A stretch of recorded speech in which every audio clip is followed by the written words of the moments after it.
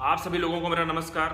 आज आपसे मैं वीडियो के इस पार्ट में SC/ST एक्ट में एक आरोपी को अग्रिम जमानत प्रदान की गई उसका जजमेंट आपसे शेयर कर रहा हूँ। जजमेंट शेयर करने की वजह यह है कि आपको इस बात की जानकारी होगी कि SC/ST एक्ट में अग्रिम जमानत आसानी से नहीं मिलती है, लेकिन ऐसा असंभव भी नहीं है। कुछ मामलों में एंटीसिपेटरी बेल दी जाती है।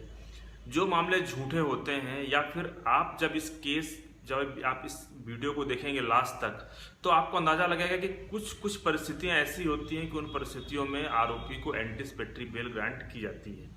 तो अगर आप भी निर्दोष हैं और आपके ऊपर भी झूठा मुकदमा बनाया गया है SC/ST एक्ट का, तो आप इस जजमेंट को ज़रूर देखिए। और अगर आपका भी मामला कुछ ऐसा है तो आप भी एंटीसिपेटरी बेल के लिए ज़रूर अप्लाई करिए SC/ST एक्ट अगर लगा है तो साथियों, आज आपसे मैं जिस केस की चर्चा कर रहा हूँ ये केस डिसाइड हुआ है बॉम्बे हाई कोर्ट से, और केस का नाम है सचिन अंकुश मोरे वर्सेस स्टेट ऑफ महाराष्ट्र के नाम से। इस केस में की कहानी कुछ ऐसी है कि जैसा कि हर मामले में होता है कि आसपास रहने वाले लोगों के बीच विवाद होता है और परिणाम स्वरूप क्या होता है कि अगर कोई उस कैटेगरी में आ रहा है तो आपके खिलाफ झूठा मुकदमा दर्ज करवा दिया जाता है। इस केस में भी कुछ ऐसा ही था।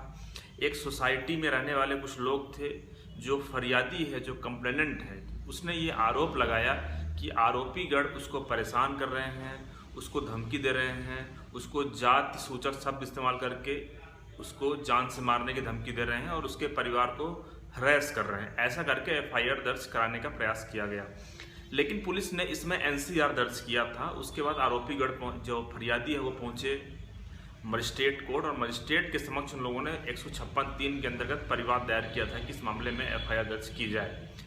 कोर्ट ने डायरेक्शन दिया था FIR दर्ज करने के, इसके बाद FIR दर्ज हुई। तो इस केस के कुछ फैक्ट ऐसे थे कि इस केस में ये एक ही मोहल्ले के रहने वाले लोग थे और इन लोगों के बीच आपस में विवाद होता है और FIR दर्ज होती है। आरोपी एंटीसिपेटरी बेल फाइल करता है सेशन कोर्ट के समक्ष 438 के अंतर्गत, जो कि उसे नहीं मिलती है। इसके बाद अपील करता है हाई कोर्ट में बेल के लिए। अपील फाइल करने के दौरान जो फैक्ट थे, हाई कोर्ट ने इस केस के फैक्ट देखे और आरोपी को एंटीसिपेटरी बेल ग्रांट कर दिया।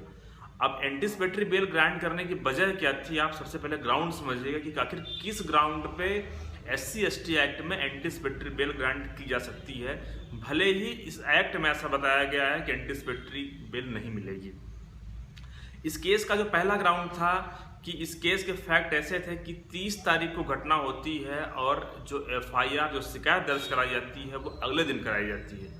तो डिले FIR होना भी एक ग्राउंड है एंटीसिपेटरी बेल के लिए।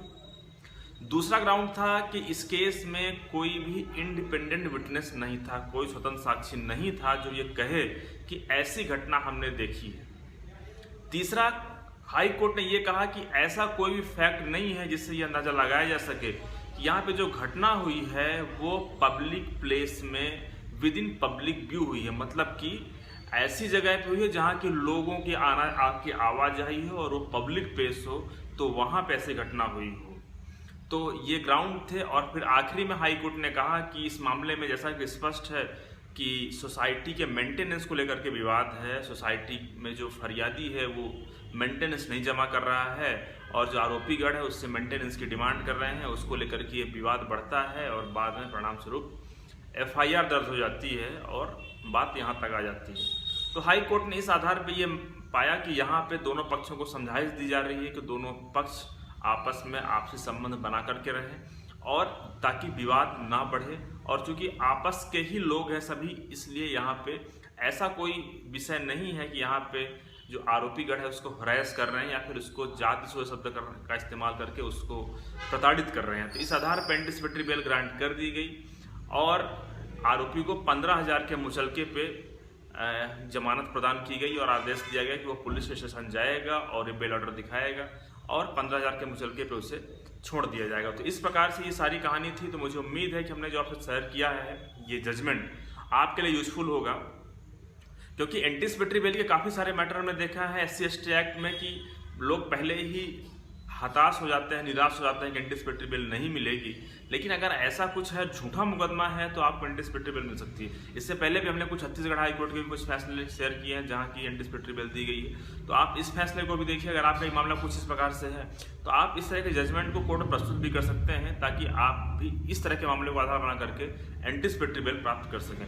हाँ, और जो मैं आपसे जो जजमेंट की मैंने आपसे चर्चा किया है, ये जजमेंट आपसे मैं शेयर कर रहा हूँ, इसको मैं डिस्क्रिप्शन बॉक्स में इसका लिंक ऐड कर दूँ, आप वहाँ से इसको पढ़ भी सकते हैं। धन्यवाद साथियों।